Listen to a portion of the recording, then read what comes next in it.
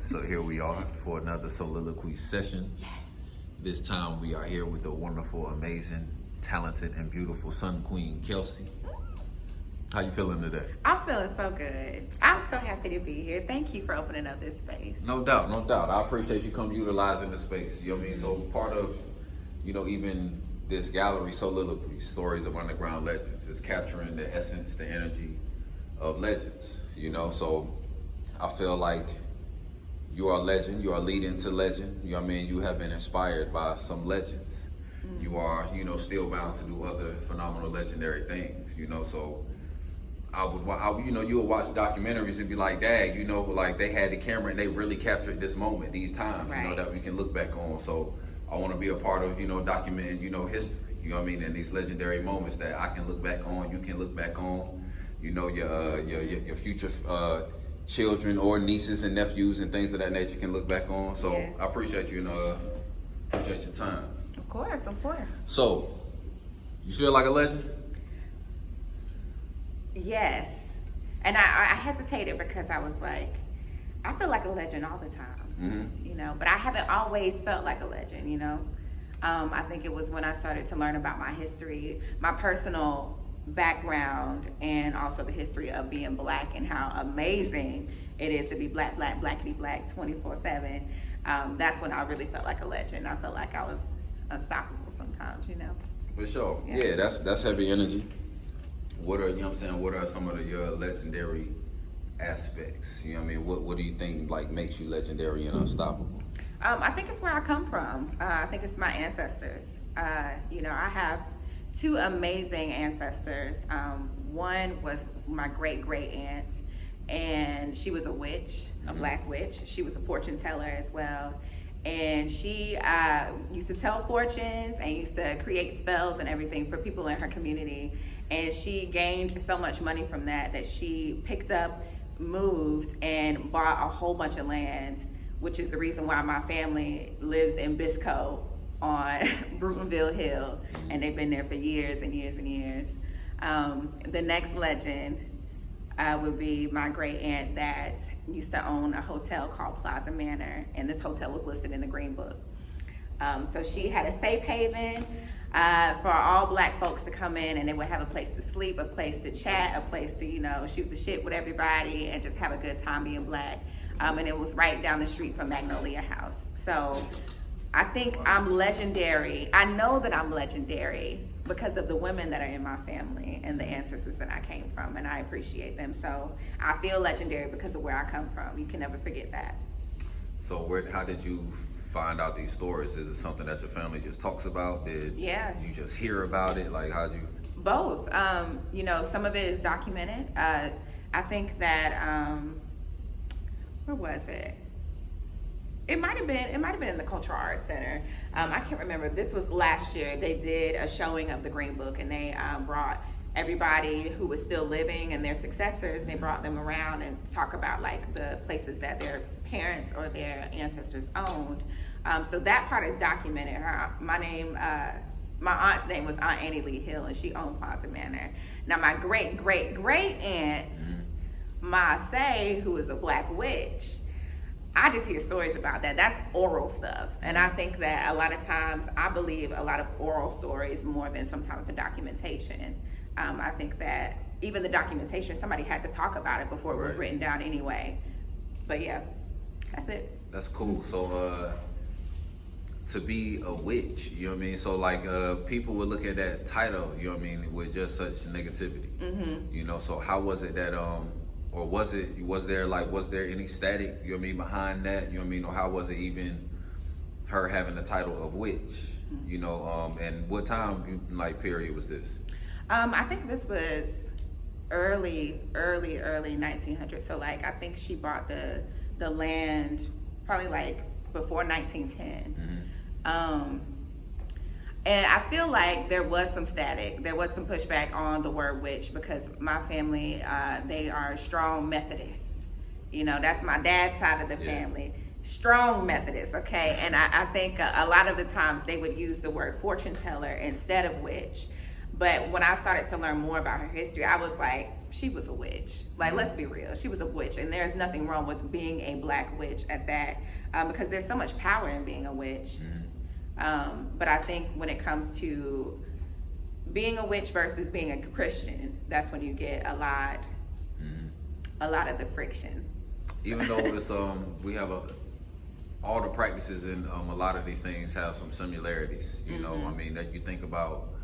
You know, I mean, growing up, you know, in the Christian church, you know, we drink the juice as the blood.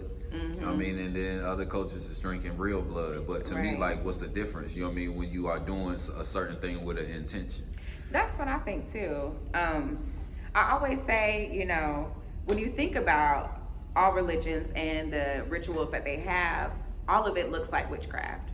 A lot of it has either been whitewashed or colonized in some way where that previous witchcraft, that original witchcraft, looks barbaric or looks savage, when really somebody just painted all over it and kept that same ritual, just called it something different. So when I think about witchcraft that my great-great aunt used to do, I know that was original witchcraft. That was African witchcraft, you know? That's interesting, you know what I mean, too, because you don't hear that often, you know what I mean? You'll hear, well, it's different because of this. You know, when a lot of these things have parallels. Something had to come from somewhere.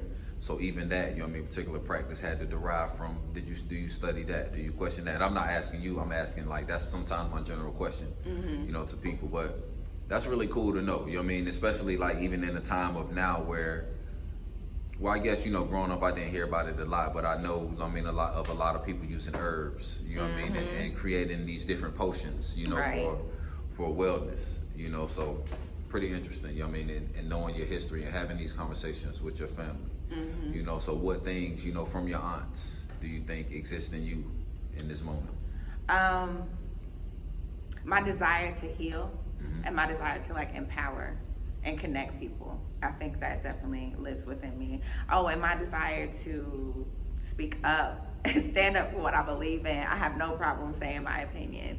And every time I hear a story about Marseille, that's exactly what they say. She was just like that. So I think all of that lives within me. I personally, I don't know if you were gonna ask this question, I personally do not practice witchcraft, but I have plenty of witchy friends. So, hey, if I need some help, I just call on my witch friends. I need this to happen real quick. Now. Right. Nah, I dig it. So, you're a creator. What are the things that you like creating the most? I know you're an artist. You know, you host events. You're a writer. But what is the thing right now in this moment that's driving you?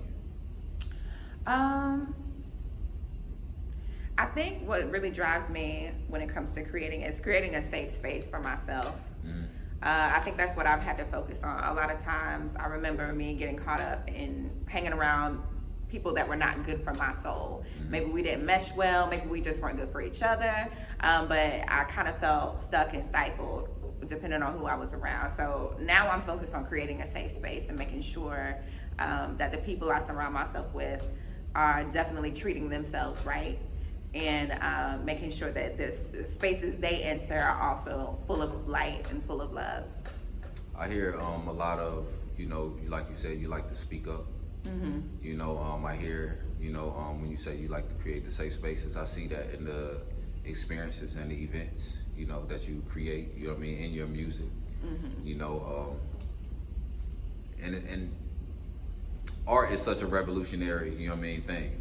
You know, without having to even intentionally be, you know, because honesty, you know, accountability, or just truth, you know what I mean, is revolutionary in itself. I think anything, matter of fact, I think it might have been James Baldwin I heard, you know, just speaking on this, he said anything that causes a change or a conversation is revolutionary. And me, I like to dig into words, etymology. So revolutionary to me is to only re-evolve, you know, so having, you know what I mean, conversations about, having the thick girls, you know what I mean, do it better, you know what I mean, conversation, but then also acknowledging, like, nah, we ain't even dissing skinny girls. Right. You know, or what is it, body positivity. You know, a lot of different conversations that people have probably been having, but can have on the forefront now because people in spaces with voices such as artists, Right. you know, utilize their voice, you know. So what is it to, you know what I mean, what does it feel like to you to really have that impact, you know, and what kind of burdens, you know, come with it, if any?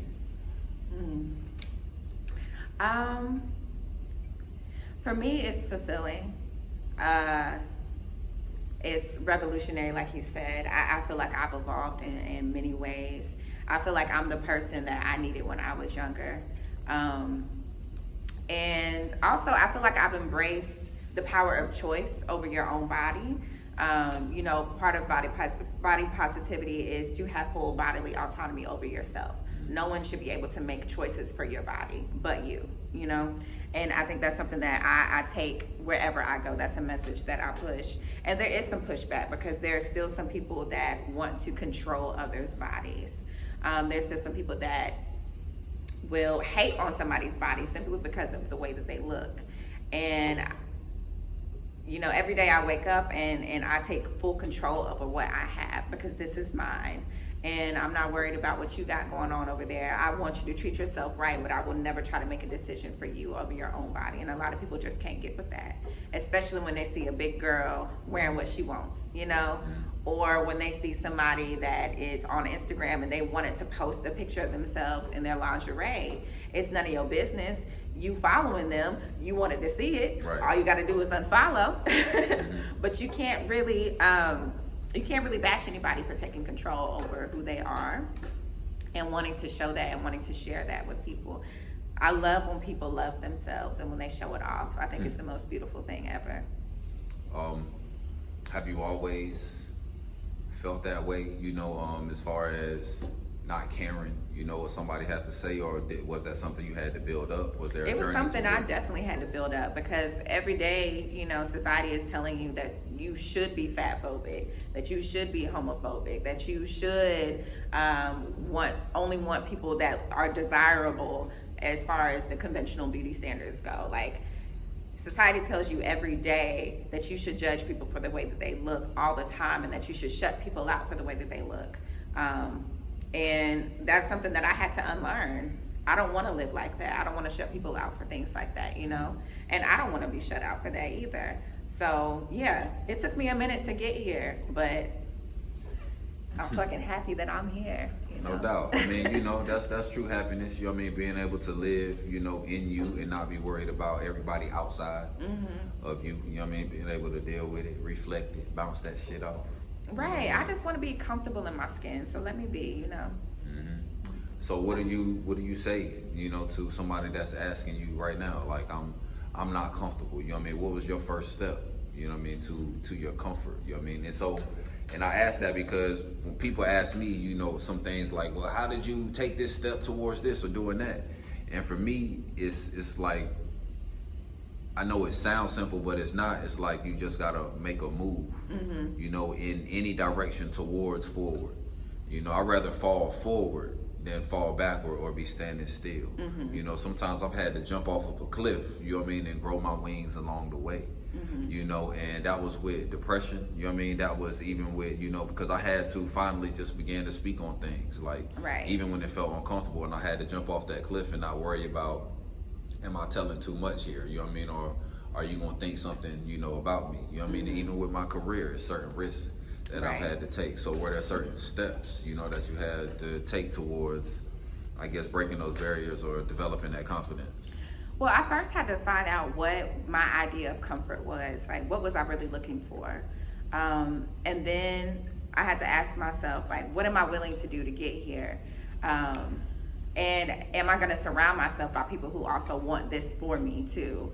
And I think that's one of the most important things is, like, when you are looking, like, for example, when you are looking to be more body positive about yourself, when you're looking to start dressing a certain way that makes you feel good, you need to have representation. You need to find people that also want those same things or are already doing it.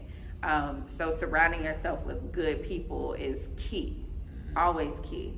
And you know, I used to have the lowest self-esteem, lowest body confidence, but I didn't want to be that way no more. I knew that it was going to be a journey. Every day of self-love is always a journey, but it's something that you have to do. And what better way to do it with people that surround you with positivity and beautiful love. There was something else that I was gonna say. I'm trying to think about it, because we're talking about self-love. We're talking about all these things. Yes. I always have to make sure that I slide this in when I talk about self-love, because I feel like everybody thinks that if you don't love yourself, that you don't want to be here, that you don't want to be alive. And I think that is completely wrong. I feel like you don't have to love yourself to want to be alive, to want to breathe, to want to be able to survive and be comfortable, because self-love is such a long journey and it's tough, and I get it. So I never want anybody to think that just because you don't love yourself don't mean somebody else ain't gonna love you. No, there are plenty of people that love you right now. Super facts. Your music, you working on the album, or is the album done? It's done, actually. Okay. Yeah, it's done. Well, okay, it's done from what I can put into the album. It's getting mixed and mastered right now. We want to drop it in April, but I don't like to rush it. So I'm like, it could be May. It could be May. It's gonna be an album of 15 songs. I got a beautiful feature on there. I can't wait to see y'all hear that. And it sounded like a masterpiece, honestly. Like, I'm really in love with this album. How long did it take you to put this together? I've been working on this since like summer of 2019 is when I started the first songs on there. And then we kind of took a break for 2020. But by that time, you know, once the pandemic hit, that was around like March, I took a break in April 2020. But by that time I had already recorded everything except for one song. So yeah. All recorded live with the band? No, actually. We used live instrument beats, and then we have an amazing producer that works with us very closely by the name of Amani Presley. So she's dropping some magic and doing her thing on some of the songs too. So yeah. What's the session, you know, with SunQueen, like studio session, recording session? Child, let me think about it. I'm all over the place sometimes. I don't know. I mean, usually when they send me an instrumental or something like that, I'm in my room and I'm writing to it. And so once we get to the studio, I have everything figured out. I'm not coming in there to just bullshit and try to figure it out. That's Right. money, you know? So I go into the studio, I hammer it out, and I go back, do some ad-libs, do some harmonies or whatever. We listen to it, and that's it. So, you know, people will always take different things, you know, from our creations. You know, what are some of the things that you are looking forward to people receiving? What are some of the things that you are hoping that they do receive outside of all the other things that they'll gather from within themselves? Outside of themselves? Yeah, so when I say that, I mean, like, people would listen to something and connect to it, and they'd be like, that's what I connect with, you know what I mean? And that's that's the one that's sticking to me and what I receive. What are the things that you were just yourself looking for them to receive off top? Oh, I want y'all to hear that I'm a lyricist. I'm an actual songwriter. Okay.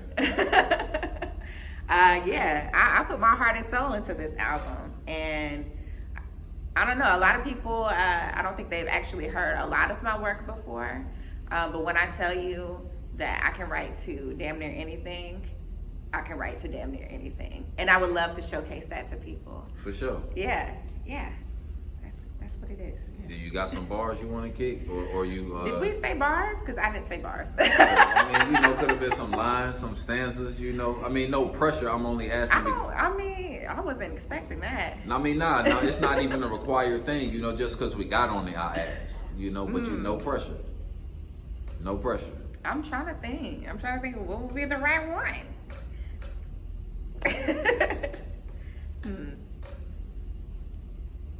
Am I just gonna sing? That's what you want me to do? Sing, rap, you know, kick something, whatever, you know what I mean, is on your heart. If it is, you know what I mean, you don't have to. I wasn't expecting this, you guys. Let me think about this. Well, it's not something I normally ask, you know. I just did just because we got on the songwriting tip. That's why I said it's not. Okay. You know what I mean? You don't I even. was like, You don't even have to. I wasn't trying to sneak a sly one in there. I know. I was like, this is rude. No. Get some free lines. I You feel know what like I I'm mean? on the Breakfast Club right now. Oh but- man. Well, I mean that could be good or bad. I don't know. You know. Bad. Oh Bad. man. Nah, I'm kidding. Oh, it is gonna be. Yeah, it's bad to be on the Breakfast Club, but because they be going in on people. Oh my God, talk about trauma. I don't feel that way right here though. This is For a good sure. interview. You got these pieces, you know, that you're sitting in front of. Mhm. These eyes that's looking at you. What made you pick this particular piece to sit in there? I don't know. This little girl is beautiful. Mhm. Yeah. She And- always captures people. Yeah, I can see why. I can see why. I don't know who she is. It says Daddy's girl, Mm-hmm. but she's beautiful and there's so much life in her. And so when you asked me which one did I want to sit in front of, I looked around, but I couldn't stop looking at this one. Mm-hmm. I thought about the ones over there too, but I was like, no, this one feels the best. Mm-hmm. It feels good sitting here. I guess that's what I gotta say. It feels right to sit under her. I can dig it, Yeah. no doubt. Well, I appreciate you taking the time out to chop it up with me. Yeah. SunQueen, Queen of the Sun. You know, album coming soon. You know, could be April. I mean, you know, Could be April, could be May. could be May. You know what I mean? Whenever it is, you know what I mean? We looking forward to receiving it. You know, hearing this lyricism, Yeah. you know, within it, and all of the, you know, beautiful positivity and good energy, you know, you disperse it. So, Thank you. Thank you for coming through. Of course, I appreciate it. Bye, y'all.